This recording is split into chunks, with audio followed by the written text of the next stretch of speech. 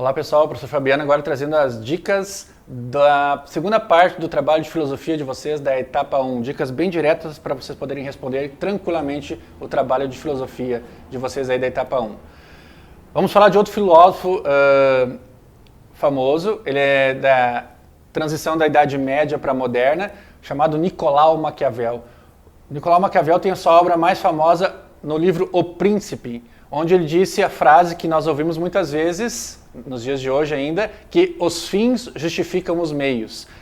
O que ele queria dizer nesse contexto aí? Na verdade, ele estava justificando as atrocidades dos soberanos, dos reis medievais da época, né? Que, segundo ele, se fosse para conquistar mais terras, conquistar mais riquezas para o seu povo, ele poderia cometer atrocidades, como assassinatos, como invasões, como tomar posse de terras que não eram dele, né? Ampliar o seu reino seria o fim, né? Então eu posso fazer qualquer coisa para chegar a esse momento, essa atrocidade aí.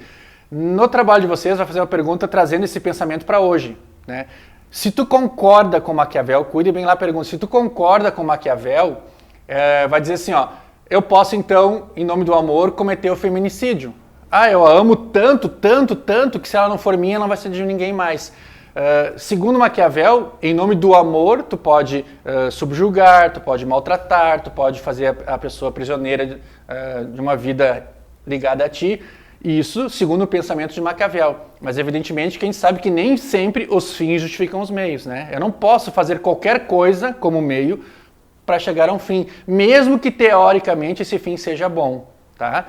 Não dá. Mas Maquiavel defendia isso naquele contexto porque ele queria beneficiar os reis absolutistas da época, certo? Outra pergunta, a verdade absoluta para a filosofia não existe.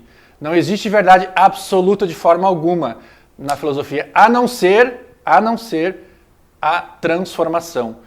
Eu já não sou quem eu era ontem e ainda não sou quem eu posso ser amanhã. Aliás, eu preciso ser melhor amanhã, senão não tem sentido eu viver.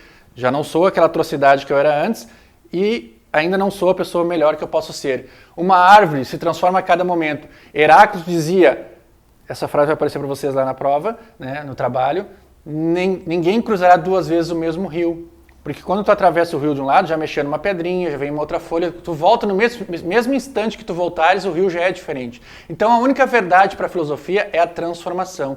E ainda bem que nós nos transformamos, de preferência para melhor, né? Mas a cada momento, até as coisas inanimadas, gente, até um prédio, ele se transforma, ele vai ficar mais desgastado com o tempo, a cor vai desbotar, tudo na nossa vida que nós conhecemos é mutável, se transforma, tá? Outra definição importante para a filosofia é um termo que não sei se vocês ouvem muito, é a chamada ociosidade.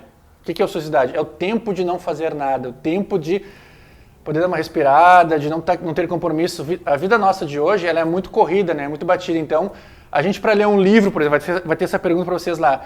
É bom ler um livro, mas a gente precisa de mais ociosidade, mais tempo para ter as coisas que nos fazem melhor, que nos fazem crescer. Por exemplo, ler, né? A gente precisa de um tempo ocioso para ler. E com a correria de hoje em dia, né? Acorda de manhã cedo, o despertador já faz às 6 da manhã, já vai trabalhar, já volta correndo, almoça correndo, e quando vê tu não tem mais ociosidade. Isso é muito importante para a filosofia. Aliás, às vezes os filósofos eram chamados de pessoas preguiçosas, né? Pessoas que não tinham muito assim compromisso com o trabalho.